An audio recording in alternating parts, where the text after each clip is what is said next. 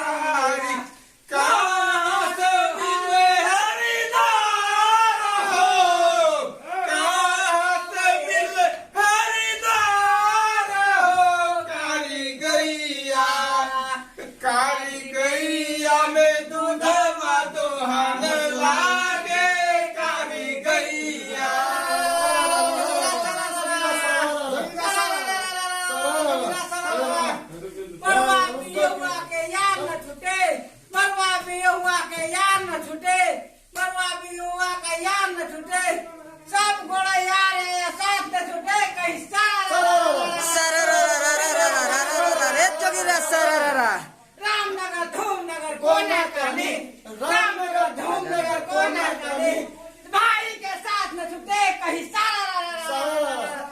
भांग तोड़ गेल बहना, भांग तोड़ गेल ये लसन सखी हम यार मिला है सखी, हम बतार मिला है सखी, बतार मिला है सखी। यांग तोड़ा गेल सखी, बतार तोड़ा गेल है, भांग के बसीनामा में राम राम कहे सखी, भांग के पसीनामा में राम राम कहे सखी। हे सखी मिलता सखी जा सखी सहेली संग, भांग मिला है सखी, बतार मिला है सखा। एक मुबारक होता है और साल में एक ही आता है।